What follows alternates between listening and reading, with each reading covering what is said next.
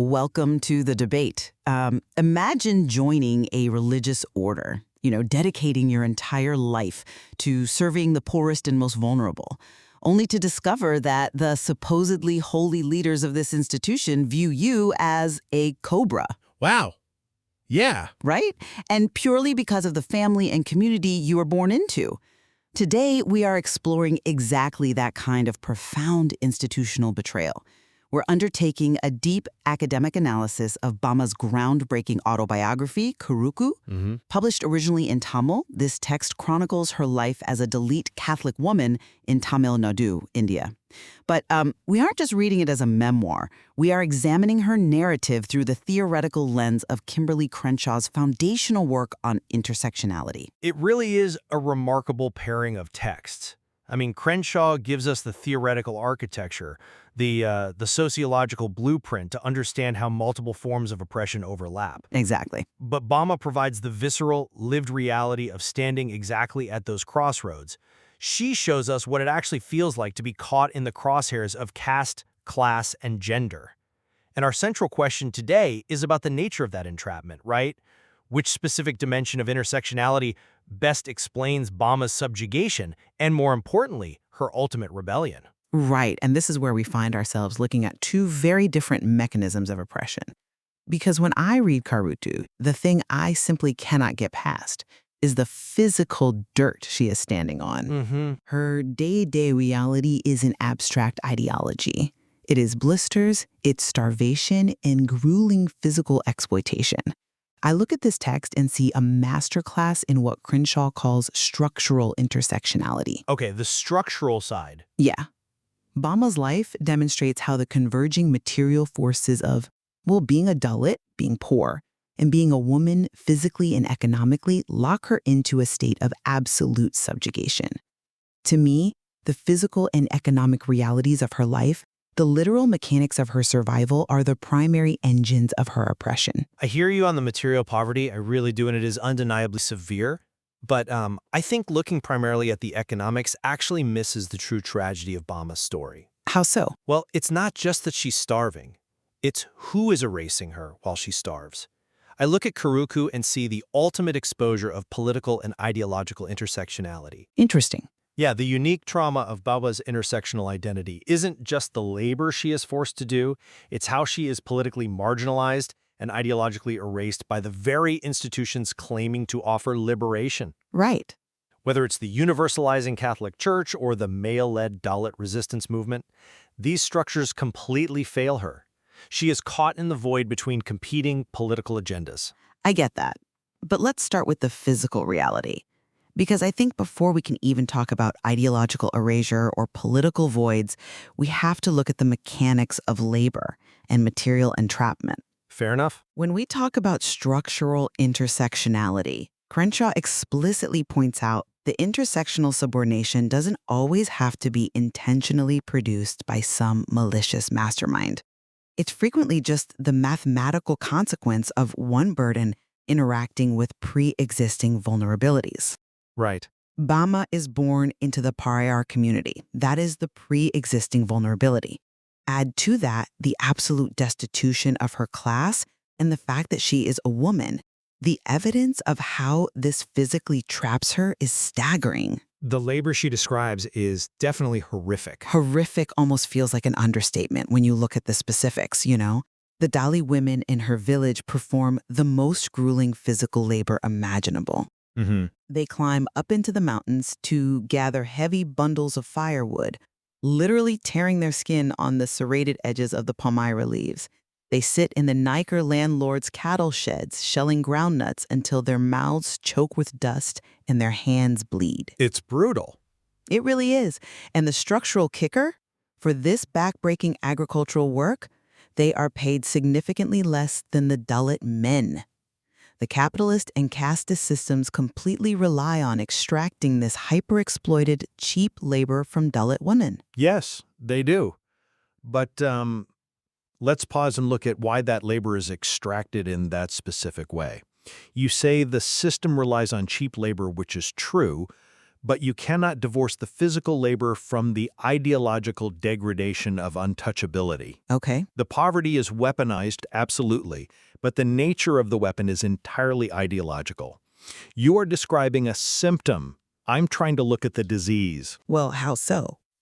Because from where I am sitting, starvation is a pretty potent disease on its own. It is.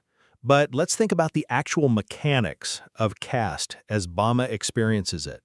There is a specific incident from Bama's childhood that she describes as her radical awakening to untouchability, and it has almost nothing to do with labor output. Are you talking about the food parcel? Yes, she sees a respected elder from her Pariyar community carrying a small parcel of vades, fried snacks, to a Niker landlord.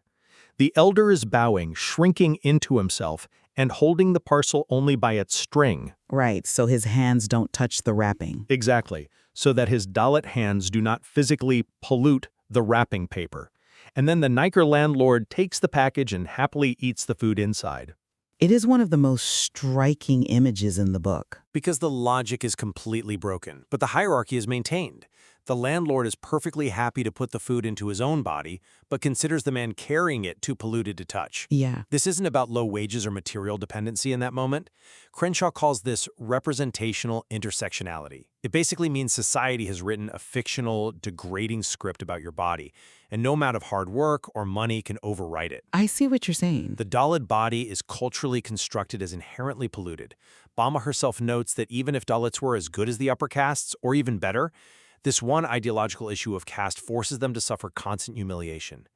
The ideological stigma is what locks the material poverty in place, not the other way around. I see the absurdity of the Vadai incident, I do.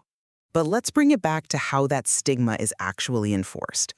You say the stigma locks the poverty in place, but I would argue the exact opposite. Really? Yeah. Let me draw an analogy directly to Crenshaw's study of the 1990 Immigration Act. In that research, Crenshaw showed how the marriage fraud provisions weaponized immigrant women's dependency on their husbands for legal status. Right. If they left an abusive husband, they lost their visa. Exactly. They faced deportation. The state structurally forced them to endure domestic abuse. And in Karukku, the village's agricultural economy functions the exact same way. So you mean the food itself is the visa? Exactly. The kuj, the daily gruel, is their visa to stay alive. The Dalit women are routinely swindled by tradesmen when exchanging gathered grain for tapioca, and they are exploited by the Niker landlords, but they have to endure the untouchability simply to eat. The village economy weaponizes the Dalit women's absolute need for daily survival. This material dependency precedes any ideological concerns about who is touching what string. You can't philosophize about the fictional script written on your body when your primary concern is whether your family will starve today. The structure forces compliance. I understand the structural trap you are describing, but I think you are underestimating how deeply the ideology penetrates the community's own understanding of themselves. What do you mean? It isn't just the Nikers enforcing this. The ideological erasure happens from within. And that brings us to the concept of political intersectionality, which I actually think is the most devastating part of Bama's narrative. Are you talking about the violence between the castes? I'm talking about the response to the violence. Let's look at the violent clashes between the Chaliyar community and the Dalit men. Yes, the state violence is horrific. The police retaliate on behalf of the upper castes. Right. But look closely at how Bama frames this event. She doesn't just critique the police for being casteist, she exposes the complete political failure of the Dalit male community's resistance. Well, let's establish what actually happens physically first, because it perfectly encapsulates my point about structural vulnerability. When the police raid the village, what do the Dalit men do? They flee. Right. They flee and hide in the woods to avoid arrest or beatings. And who is left behind to face the wrath of the state? The Dalit women. The police invade their homes, shove guns against their bodies, use obscene language, and, demand the women entertain them at night. This is Crenshaw's structural intersectionality operating at maximum capacity. It's horrific. It is. These women of color are absorbing the simultaneous impact of state-sanctioned racism, or in this case, casteism, and acute patriarchal vulnerability. The men escape, and the women bear the absolute brunt of a systemic, highly gendered physical assault.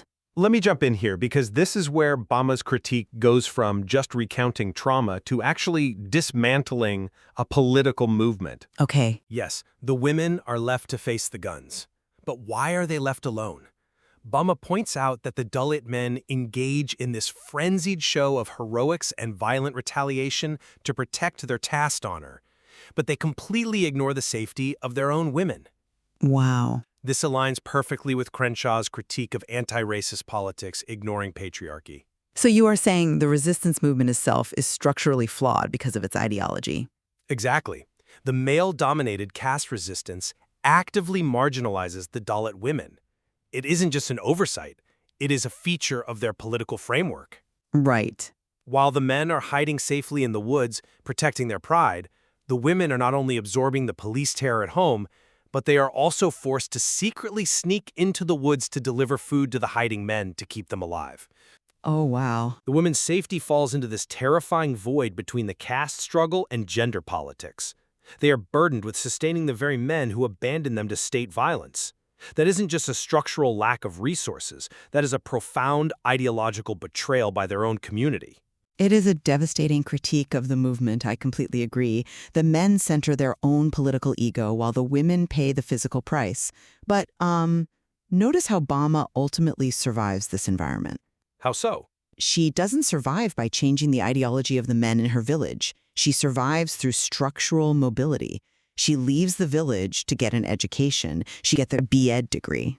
And where does she go with that education? She goes to the Catholic Church. And this is where the ideological erasure reaches its absolute peak. Bama joins the convent explicitly to serve the poor and downtrodden. She genuinely believes the church operates outside the vicious, suffocating caste system of her village. She thinks she has found a universal sanctuary. But instead, she finds the exact same caste hierarchy, just dressed in religious habits. Worse, in some ways, because it is masked by the language of divine love. She finds upper caste nuns speaking of Dalits with absolute disgust. They explicitly tell her that helping Dalits is like aiding cobras. Think about the ideological weight of that. The convent claims universal sisterhood, much like mainstream feminism in Crenshaw's analysis often claims to speak for all women while ignoring race. Right. But because Bama is both Tamil and Dalit, she is pushed right to the margins of this supposedly liberatory space. She is alienated, she is silenced, and she is assigned the menial jobs. This demonstrates Crenshaw's thesis perfectly. Dominant resistance discourses, like the church's charitable mission, frequently reproduce the subordination of women of color. The church's ideology is fundamentally corrupted by caste. Wait, let me pause you there.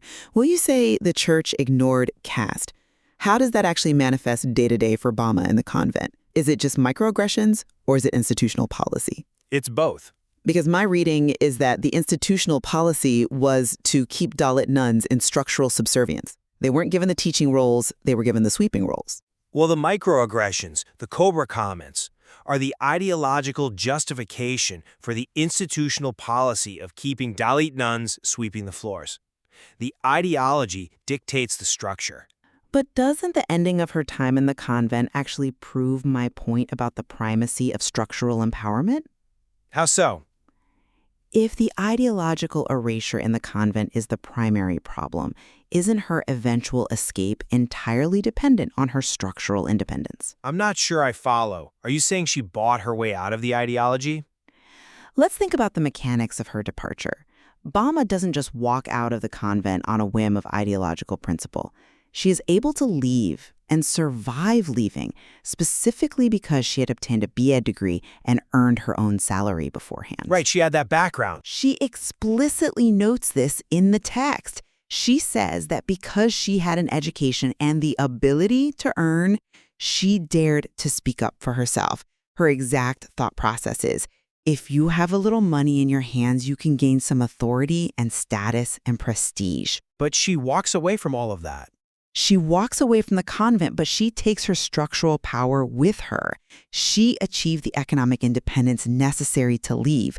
Dismantling the structural barriers, gaining that education and that income, is what ultimately allows Bama to free herself from the ideological oppression of the church. I mean, I see the utility of the degree, but Without that structural key, she would have been trapped. She would have been forced to swallow the indignities, just like the older, uneducated Dalit workers she pities at the convent, who have no financial means to escape. You cannot eat ideology, and you cannot fight an institution if you are entirely financially dependent on it. I think calling it a structural escape shrinks what she actually accomplishes, though. I absolutely understand the importance of her degree. It gave her a safety net. But her departure is not a simple structural victory where she just levels up in class status. Then what is it? It is a conscious, profound embrace of identity politics. How so? When she leaves the convent, she doesn't just assimilate into a comfortable middle-class life with her new salary, trying to hide her caste. She returns to the Dalit community. She embraces the symbol of the Karukku, the palmyra leaf. And we should really unpack that metaphor. Let's do it. The palmyra leaf has these deeply serrated edges. In her childhood, those leaves physically cut the hands of the Dalit women. It is a symbol of their bleeding and their labor. But the leaf is also used for healing. It has medicinal properties. It's a double-edged sword. Exactly. And Crenshaw concludes her intersectionality essay by arguing that subordinated groups must occupy and defend a politics of social location, rather than trying to vacate it. Bama does exactly this. She doesn't use her structural power to erase her Dalit identity. She chooses to live as an independent Dalit woman. She writes her autobiography in colloquial Tamil, the dialect of her people, not the sanitized academic Tamil of the upper castes. Right. The language itself is a statement. yes, she utilizes her unique intersectional identity not as a victim of structural poverty, but as a living word to pierce the conscience of her oppressors. She reclaims the very identity that the church and the caste system tried to make her deeply ashamed of. That is an ideological triumph. She rewrites the script society placed on her body. And yet, that ideological triumph is only possible because she intimately understands how the gears of oppression turn.